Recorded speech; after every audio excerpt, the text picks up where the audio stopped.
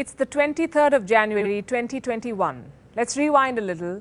10 months ago, New York-based Foreign Affairs magazine predicted a catastrophe for India. 4 months later, the Boston Review called India's Wuhan virus response a quote-unquote humanitarian disaster. In August 2020, the Scientific American claimed India is in denial about the COVID-19 crisis. The BBC was quick to declare that New Delhi is staring at a disaster. This headline is now 3 months old. The pandemic in India, more than 10 months old. A year and a month have passed since the first case of the Wuhan virus was reported in China. A year and 10 days since the first case was reported outside China. Look at what the BBC has to say now. The UK reports a record 1,564 daily deaths. A further 1,564 people have died in the UK within 28 days of a positive COVID test, the biggest figure reported in a single day since the pandemic began. The CNN reports that UK hospitals look like a war zone. And just so that you know, hospitals in the US are not keeping too well either.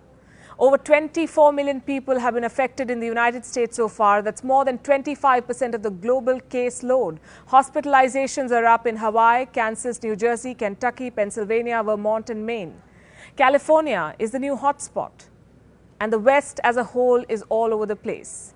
India, on the other hand, appears to have got a grip on the Wuhan virus pandemic. Cases have fallen to the lowest since June 2020. So much for the doomsday predictions. As we speak, India is also driving the world's largest vaccination program. 1.3 billion people are slated to be immunized. 1.04 million people have been vaccinated as of the 22nd of January. By July this year, India plans to vaccinate at least 300 million people. That's almost the entire population of the United States. India has trained 200,000 vaccinators, 370,000 team members, ready 29,000 cold storages, and India is not done yet. India is not just vaccinating its own, but also nursing the neighborhood back to health. India's vaccine diplomacy is what we will focus on this episode of Gravitas Plus. Hello and welcome. I'm Palki Sharma Upadhyay. As we speak, Indian vaccines have reached these countries. India gifted 150,000 doses of Wuhan virus vaccines to Bhutan.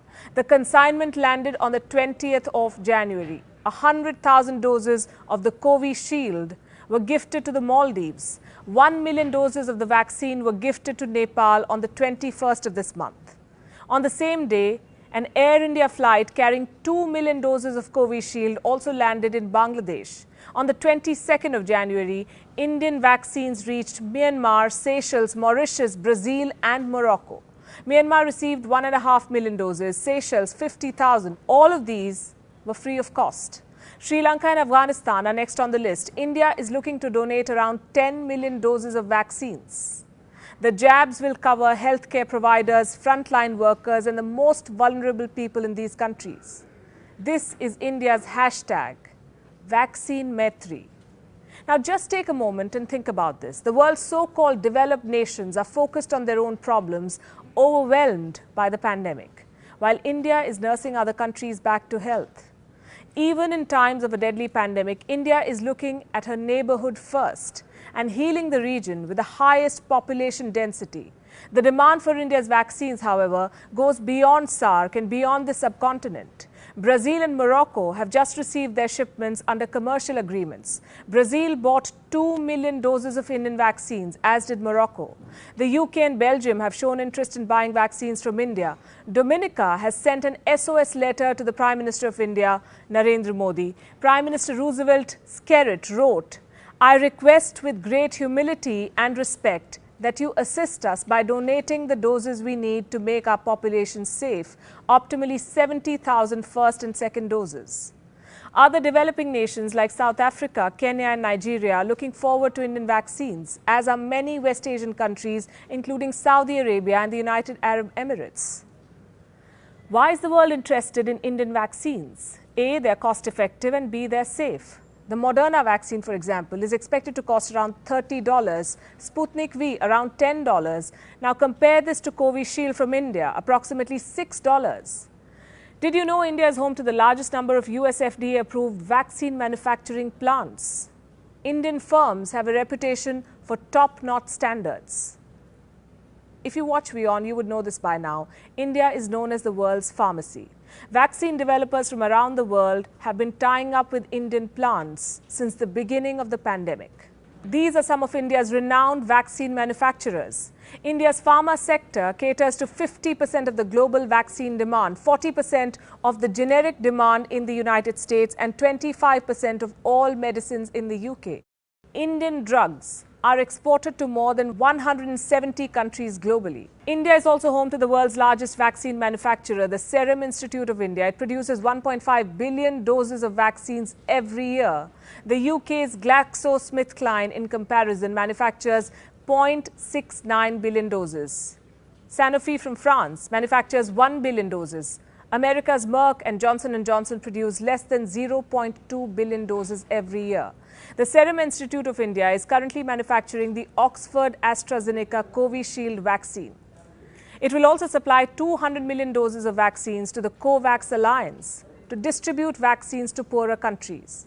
India is ensuring equitable distribution of vaccines. As India's Prime Minister said, India is ready to save humanity with 2 made-in-India vaccines.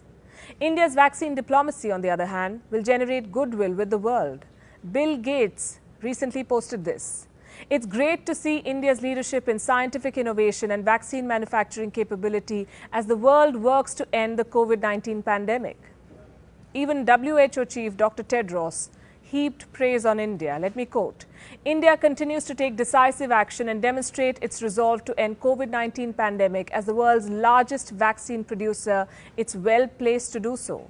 It looks like the praise did not go down too well with China. One day after Dr. Tedros' testimony, China's mouthpiece, the Global Times, published this article. Don't go by the headline, read the text below.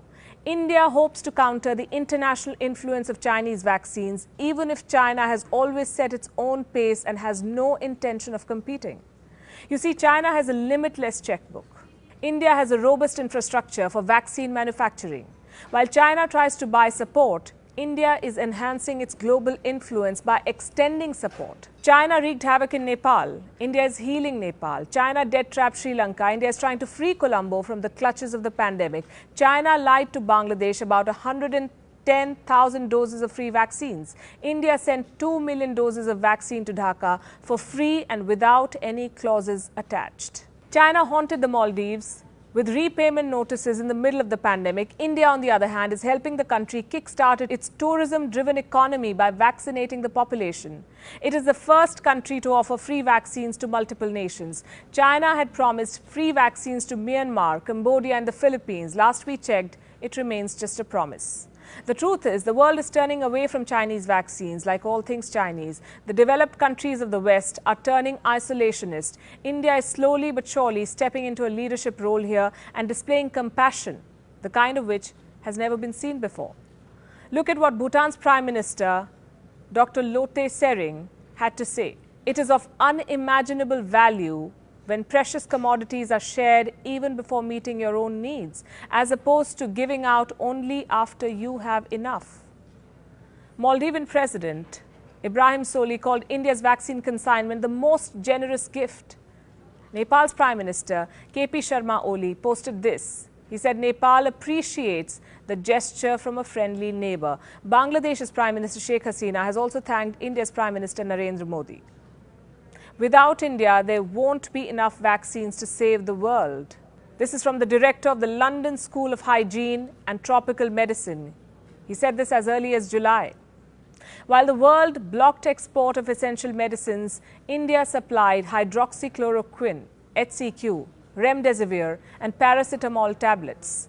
New Delhi also exported diagnostic kits, ventilators, masks, gloves and other medical supplies. India provided training to its neighborhood, and now India is saving the world with its vaccine. Because here is one thing that India believes in. Vasudhaiv Kutumbakam, as we say. The world is one family. Gravitas Plus, co-presented by Skoda. Simply clever.